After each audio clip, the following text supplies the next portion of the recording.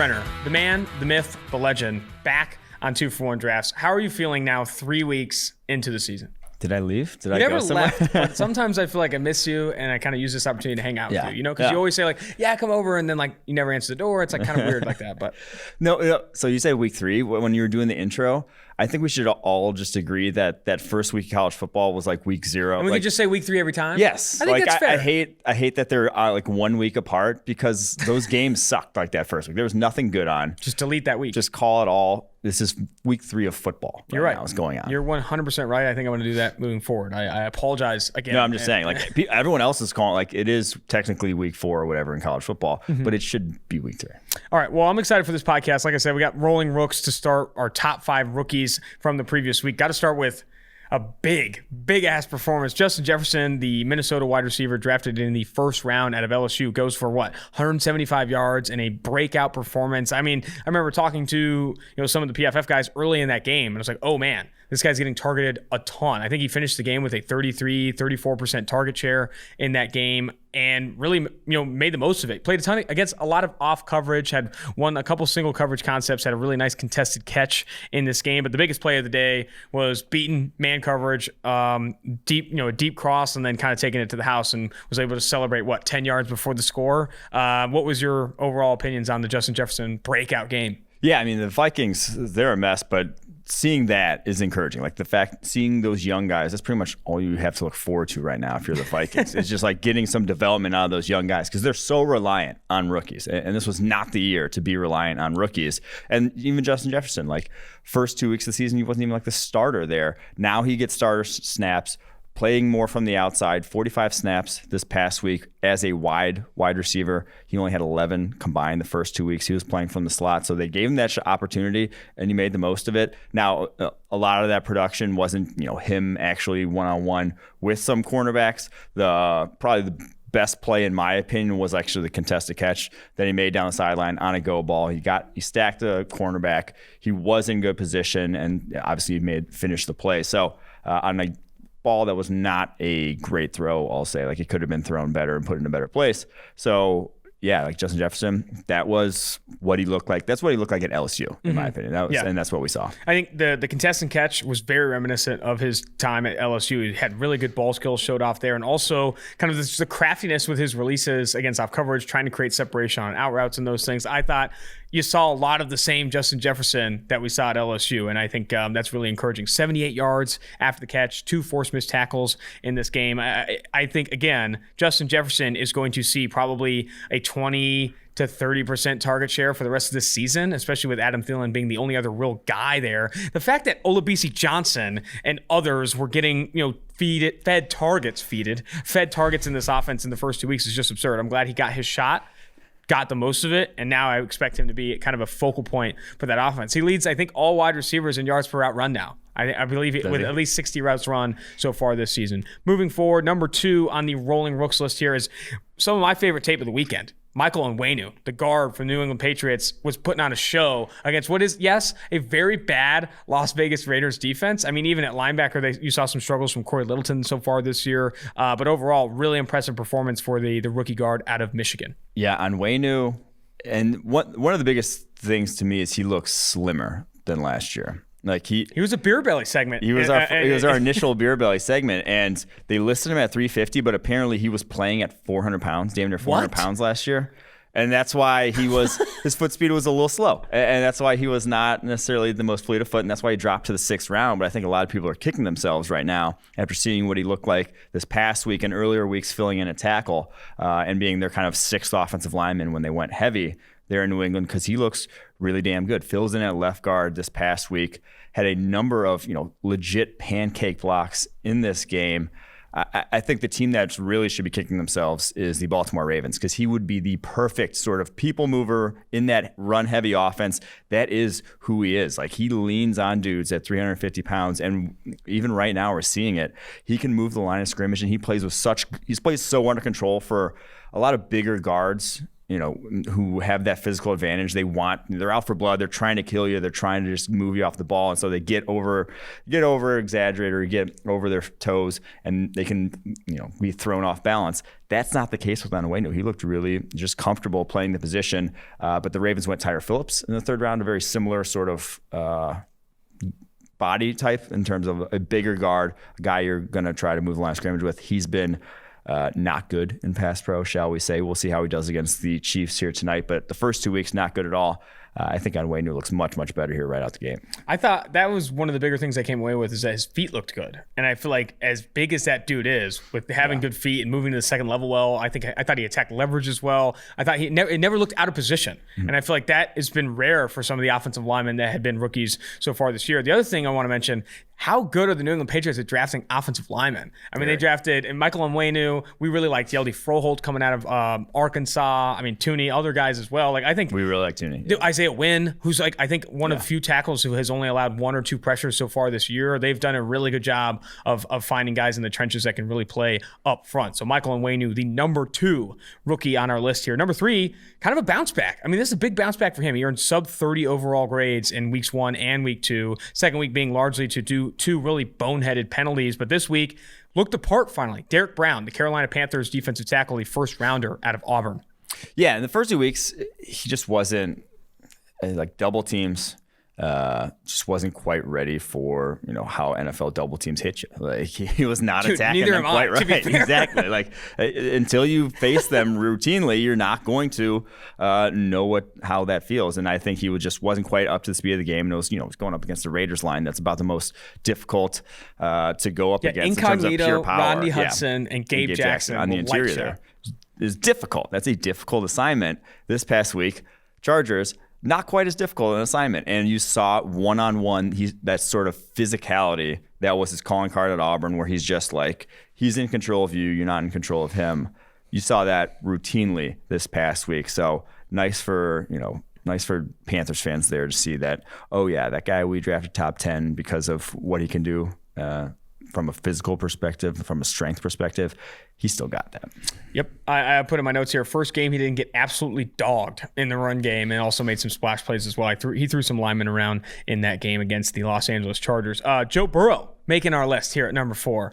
I was really impressed with how well he was throwing the football between 10 and 19 yards, and especially with how often this guy's under pressure. There's only one quarterback, Mike, in the NFL that has been under pressure on over 60 dropbacks this year. His name is Joe Burrow, and he's playing with a very bad Bengals offensive line and an offensive scheme that I know Zach Taylor is trying to tailor to his skill set of what he did at LSU, but he's trying to tailor the skill set to Joe Burrow when the rest of the offense can't handle it. The tight ends can't create separation. The offensive line is not a collegiate award winner like LSU's was, and you're starting to see him struggle because of that. When he finally gets protection, he looks good moving the ball downfield, and even out of structure. I thought the spin move, who was against Derek Barnett or Fletcher Cox, was hilarious, where he tried to spin out of that sack. But outside of that, I thought was really impressive out of structure, moved the ball downfield really well. The second highest graded quarterback on throws less than 20 yards downfield is Joe Burrow through 3 weeks. I mean, accuracy is accuracy. Like, he can throw the ball where it needs to go. They just need to give him some time, man. Like, that is disastrous how much he's under pressure. He was sacked 8 times this week. You are risking sort of, I don't want to say shooting his confidence at this point. Monster hit. Yeah, he took about as big a hit as any quarterback's taken all season. You're not going to ruin this guy's confidence. He's far too confident. But you could change like his eye level. You don't want him worried about that pass rush as much as he's going to be worried about that pass rush by the end of the year. If he's dropping back over 50 times a game through the first 3 weeks, they're throwing him basically to the wolves and saying, you win us the game because we're not going to have any run game with how bad our offensive line is. So there are some worrisome things from that perspective, but the way he's playing right now, 64.2 passing grade in week 1, 67.2 in week 2, 84.4 week 3. It's trending upwards, and he looks more comfortable every single week. So, I think the Bengals got themselves a good one. I mean, you talk about the run game. Joe Mixon is averaging 0.67 yards before contact per attempt, the second lowest figure of any starting back in the NFL. He's not finding, and it's tough sledding across the board. And now you have to throw Joe Burrow even more into the fire because you don't have that opportunity to run the football effectively and get yourself out of situations like long second and third downs. I think he's playing as best as you could possibly hope for behind this offensive line. line. Bobby Hart, I think, has allowed the second most pressures in the NFL through 3 weeks, which I know was a huge surprise for you and surprise for everyone because Bobby Hart has otherwise been a stalwart for the Cincinnati Bengals. Moving to number 5, Thursday Night Football gem here. James Robinson. This dude's interesting. He's kind of got a thick build, no breakaway speed, not in the slightest. Yes. But I think he speed. It's within 2 yards, he's at full speed. Yes. And then he stays at that for the next 40. I feel like very unlike Derrick Henry. I was watching that Titans game, and Derrick Henry, very slow to the line of scrimmage, but if he breaks it, he starts to really get going. With James Robinson, it's one speed. I was really impressed with how he caught the ball out of the backfield for Jacksonville. It's wild, man. I mean, undrafted running back coming in, and I think he's already had more success and been more efficient than Leonard Fournette was for the Jags in previous years. He's just the type of running back that translates well to the NFL, the type of build that translates well because he's short, about 5'9", 220 pounds, thick legs, and explosive in a short area. That is, you don't get a lot of build-up opportunities in the NFL. You have to be quick. Running a 4-3, there's been so many running backs that run 4-3s but aren't home run hitters because you don't have that kind of space. You don't get that kind of room. You have to be short area quickness and you have to shred arm tackles. That's what wins in the NFL. James Robinson's been doing that. That is what he has done. 4 broken tackles on 6 catches in this one and another one on the ground. I think he's not exceptional running back, but you can get the job done with a guy like James Robinson. And it's wild how much the Jacksonville Jaguars have been willing to give him the load. He is the clear leader in offensive snaps in that backfield, the clear leader in targets for running backs there. People were trying to bring back the Divina Zigbo hype train. It was not coming, man. James Robinson, the clear front runner for Jacksonville, and I don't see that going away anytime soon. That lowered shoulder, I think it was on a reception where he broke that tackle for a first down was really impressive. I think James Robinson is there to stay in Jacksonville. All right, we're going to get to the after close segment next where we look at some of the top second-year player performances. But before we do, we got to get a message from our sponsors. After close. This was actually a segment that, a YouTube commenter mentioned, I think, or maybe it was a commenter on our podcast that said, hey, you guys should talk about, the second year guys a little bit because we spent so much time on them in the previous year. And I kind of like it. I turned on the tape for Trayvon Mullin to start, Las Vegas Raiders cornerback. This was the most comfortable I think I've seen Trayvon Mullin and any young Raiders cornerback look in a single game for a few years. He had 4 pass breakups in this game. I thought there's one in single coverage against Julian Edelman on a crosser that I think really showed off talent. The rest were in off coverage concepts, one in cover 3. But Trayvon Mullin in a secondary where it's roller coaster season. Damon Arnett has struggled a bit. Even Jonathan Abram, despite having a pick in this game, has been a bit of a roller coaster his entire career. Trayvon Mullin, I think you have to be kind of excited about this past week for him. Yeah, I was going to actually bring up Abram there in terms of the after close. His angles on some of those tackles were just not. And Eric Harris isn't any better. The other safety for the Raiders is also struggling significantly. Well, and also, even Trayvon Mullin missed 2 tackles in this game. He's missed a tackle every single week. So, they have some issues there on the back end. But if Mullin can turn things around, they just need someone to turn things around because no one has really established themselves as being able to stick with wide receivers. How hot is that seat for Gunther?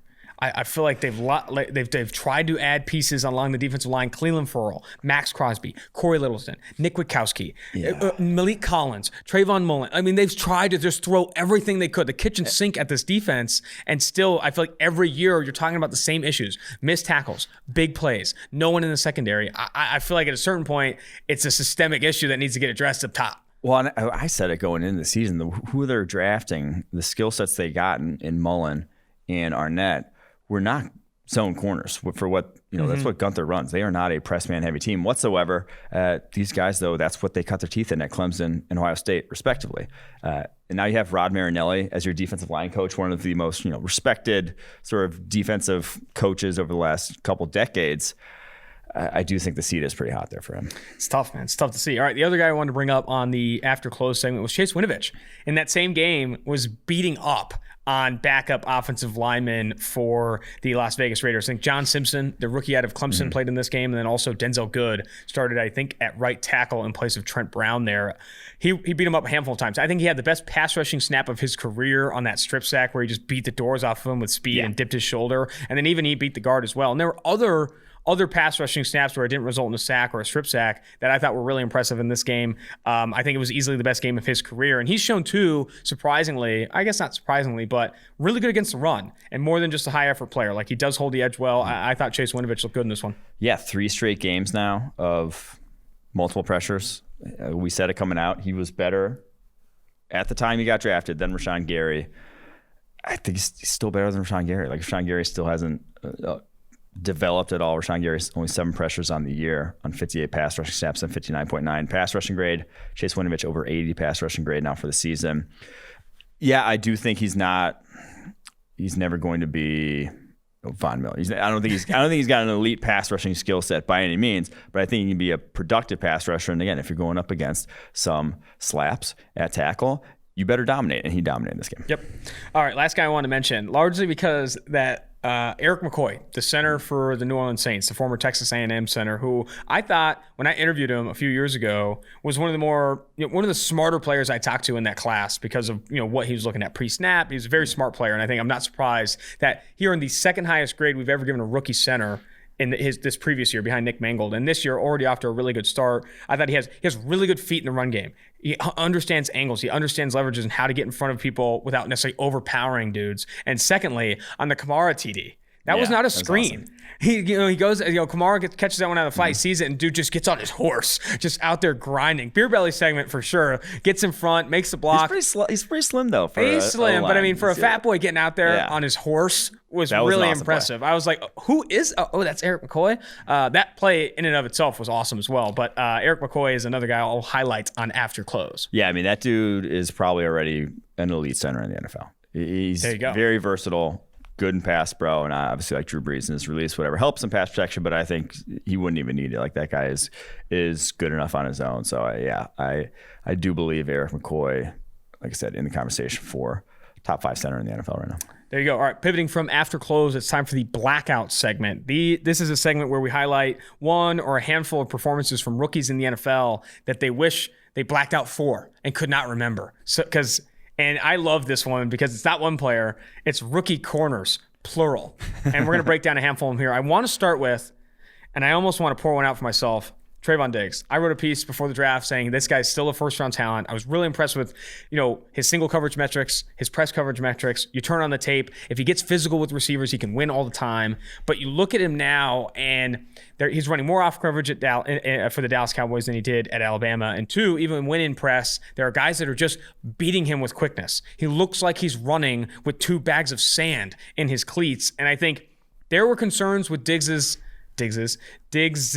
short area quickness, athleticism, long speed, but I thought he could make up for it with the long arms and the press at the line of scrimmage. I wrote in my notes here, if he does not get a hand on you, he's going to get burnt. And that's what you saw with DK Metcalf. Tyler Lockett kind of got in his bag a little bit with him. Where are you with Trevon Diggs? Is it all hell breaks loose? It's over for him, or is there ways he can rally here? No, I don't think at all. Like he's the type of corner that you're just going to have to accept is going to give up some big plays at times. He is a boomer like an bust. Xavier Rhodes. I mean, very similar to Xavier Rhodes. Yes, he is a boomer bust. He will take a guy. He can take a guy out of progression at times in press coverage, but he can also just get torched deep because he doesn't have that type of high end athleticism. So I do think that there's no. I'm not even writing him off by any means. I mean, even in this game, he had a couple forced incompletions, and he had that nice forced fumble right at the goal line to save himself a little bit on that rep. So I do think there's been encouraging signs, but if you're expecting him to come out the gate and be this guy who's just going to lock down one side of the field, that just wasn't going to be who he is. Yeah. The other corner I'll bring up, and there's another guy I really liked coming out, and I have less concerns with Jeff Gladney than I feel like I have with Trayvon Diggs through 3 weeks, but Gladney, there's one play. I mean, there's a couple plays where he got beat in off-coverage concepts, but there's one on the PA deep shot to Khalif Raymond, which the Tennessee Titans are hanging their hat on, by the way. They love Khalif Raymond going downfield. It's going deep against Khalif Raymond. It's off coverage. Khalif baits him into one flip and then comes on the other side and comes open deep. I thought Gladney was getting outschooled by some veterans this past week. See, I'm a little more worried with Gladney than I am with Diggs because he didn't even start. Like he couldn't even start for them to start the year. Like you rarely, if ever, I'm trying to think of the amount of times I've seen 2 guys drafted at the same position cornerback, obviously in this case, but 2 guys drafted at the same position where the guy drafted lower, 2 rounds lower, mind you, gets the starting nod over the guy drafted 2 rounds ahead. Not due to injury, not due to anything else, just due to what they saw from them in camp. That just is so rare to me. And then since he's hit the field, 39.3 coverage grade for the season, almost 200 yards in 2 games he's allowed. That's not good. It's not good. It's not good. Another corner we'll bring up here is C.J. Henderson. After such a good start, you know who showed up against the Miami Dolphins on week 3? It was the C.J. Henderson at Florida that was like some boneheaded mistakes. He had that one where he gave up the reception and didn't touch the guy on the ground. He got up and ran for more yards. Obviously, that was saved by Andrew Wingard, the former Wyoming safety. Mountain West, rise up. However, C.J. Henderson looked bad in this game. A 32.5 PFF coverage grade, averaged or allowed 62 yards, a TD, no passes defensed. I was really concerned with this one. He just looked out of it. I feel like he looked out of it. Devontae Parker and company were beating up on this kid. That was his MO, though, It was. At Florida. It was just, it wasn't a roller coaster and like what we're talking about with Trayvon Diggs in terms of giving up big plays, but just some games you did not see the same fire and you did not see the same, whatever you want to call it, gamerness, trying to go up against the guy. He played down to Miami. Yeah. I feel like a lot of the Jacksonville Jaguars team played down to Miami. Like, we're 3-point favorites. Didn't have the same juice. Just didn't have the same juice. Yeah. All right. Couple more cornerbacks here we'll bring up. Jeffrey Yakuda. Trial by fire is an understatement. This guy has had trial by volcano. He's going against, in week 2, first game in the NFL, goes against Devontae Adams, shadows him, and gets burnt. Yeah. Week 3 goes against DeAndre Hopkins, who is an elite receiver in the NFL. It's not going to get harder than that. And he had the interception in this game that I thought was impressive. But outside of that, it's like, they had him in a ton of off-coverage concepts, and then Arizona was just feeding on it. Just like they were attacking him. They obviously saw him as a weakness.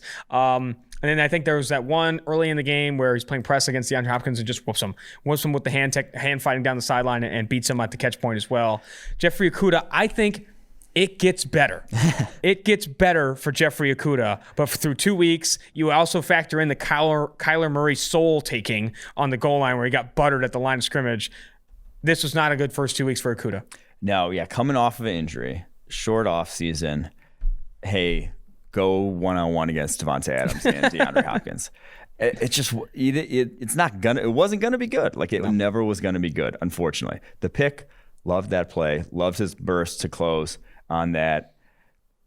There's not much else to get excited about with the rest of his performance, but it's like, dude, you're 3 weeks in, you have it's like I said, it's only going to get easier. You're never going to have a more difficult assignment than what you just had. Darnay Holmes, through 3 weeks, a 32.1 PFF grade on 99 total snaps. This past week, allowed 4 receptions from 5 targets for 60 yards, including a 20-yard reception.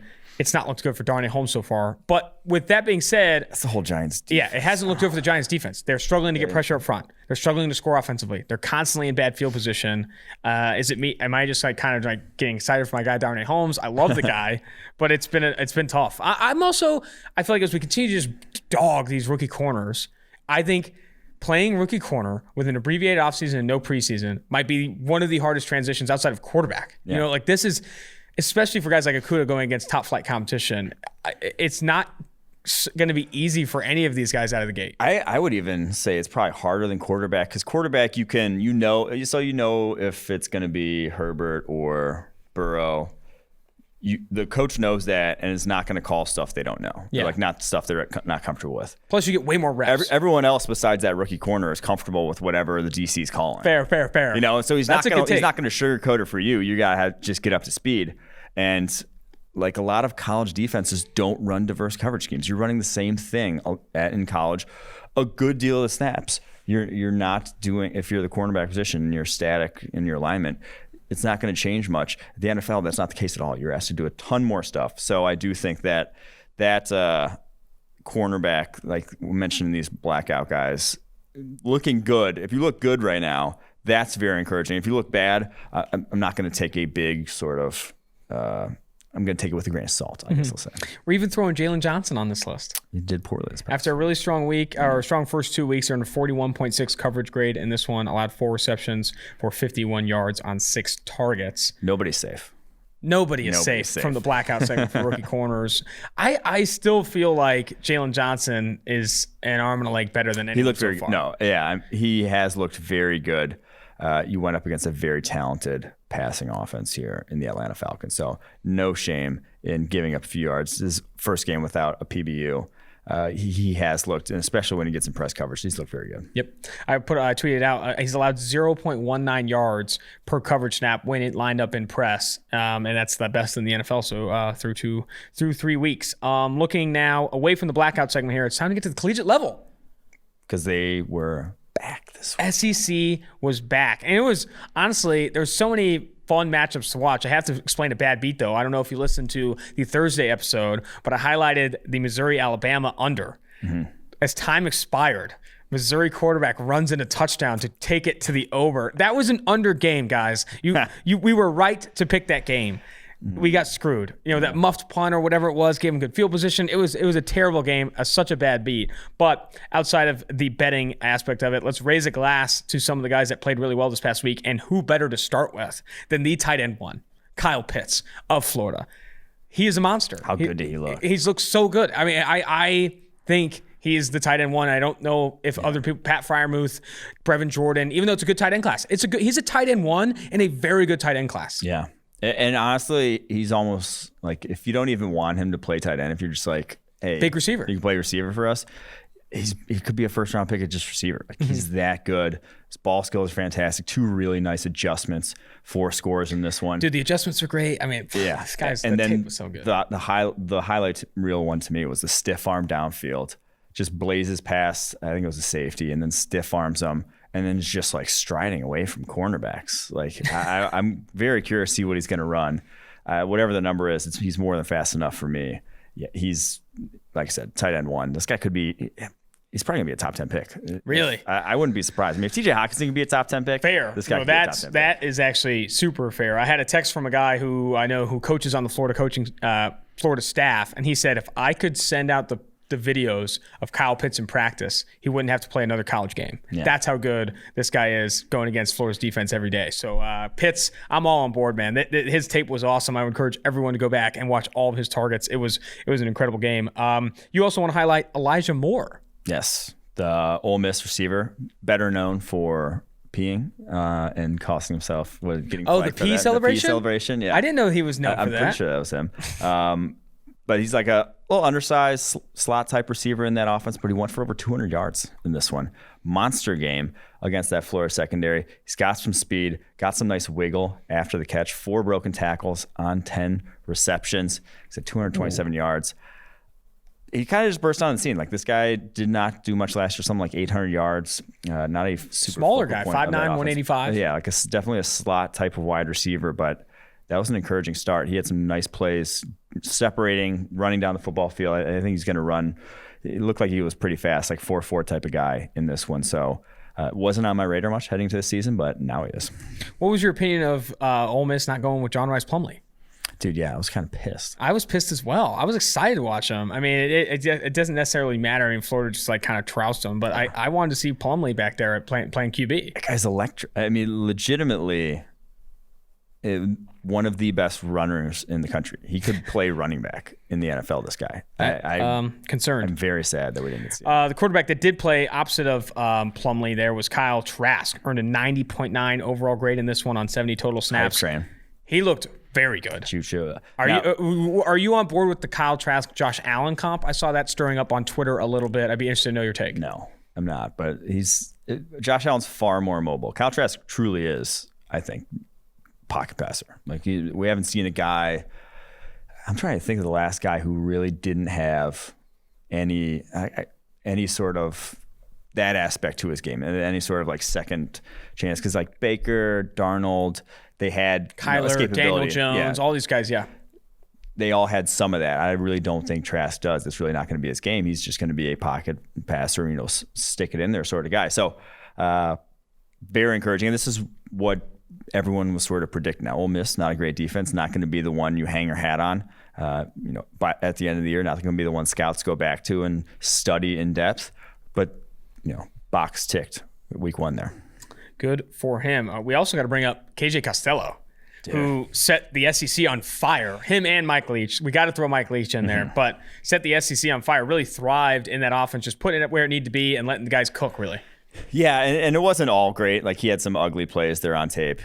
He had that one fumble he had that just never should have done outside the pocket. Can we take a pause? Yeah. Brock Purdy. What was that pick? Or it wasn't even charted as a pick because he threw it backwards.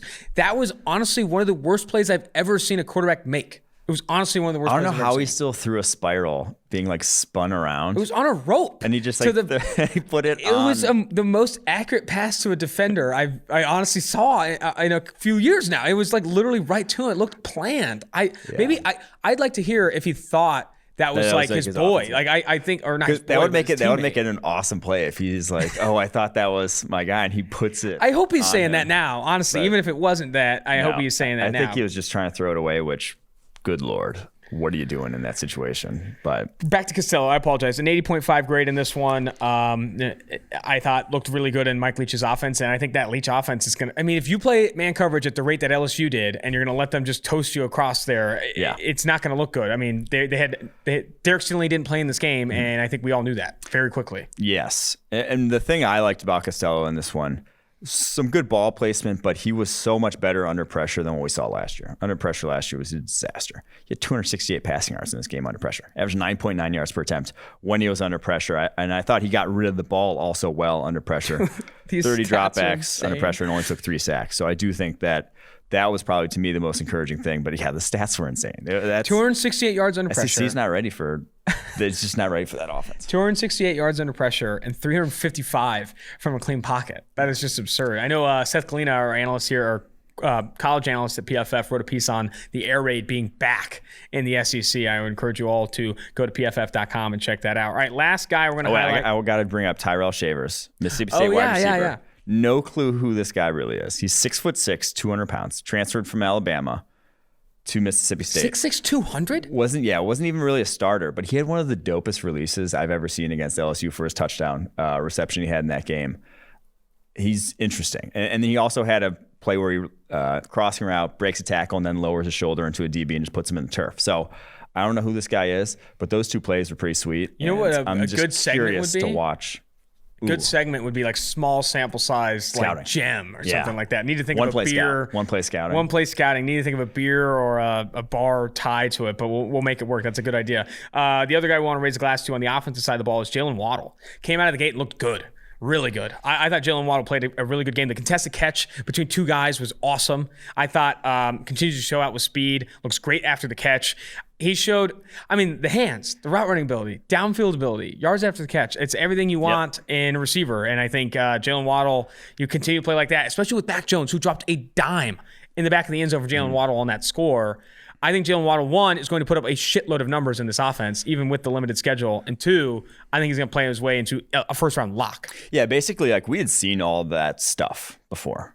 It just, he barely played. Mm-hmm. He was barely featured in that offense at all, but we had seen it. And all we wanted to see this year was that continue just playing every single snap.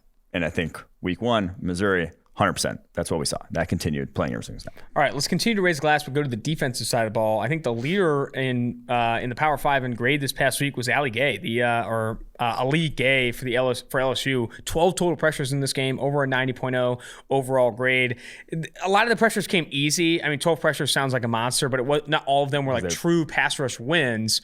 But you got to give credit where credit's due. Tip your cap when you're putting on freaking 12 pressures in a single game. That's pretty awesome to see. Yeah, and he's a JUCO transfer to LSU. Never played JUCO last year. He's 6'6", 260. The guy is stiff as a board, but he is powerful. And that's how we got to 12 double-digit pressures. And this one also got LJ Collier comp, or ooh, that's not terrible. But that's the type of player he plays like. A lot of bull rush, a lot of just pushing OTs back into the pocket.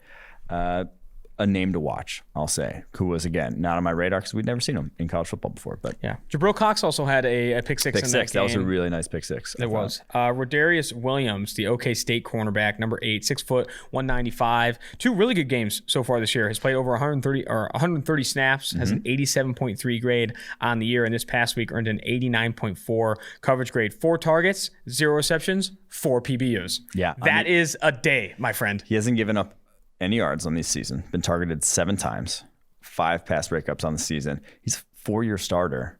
That's wild. I know, right? And he's not a terrific athlete, but 6 foot, 195. He's got good enough size. That was a very encouraging start to the year. He was in hip pockets there for West Virginia. Now West Virginia doesn't run the most complex of concepts also, on the West outside. Virginia's A lot of receiving just core goes. Bad. That helped. Yeah, that helps him too. But I did think it was a very just like I said, for a guy who wasn't on my radar, that was a put you on the map type of performance.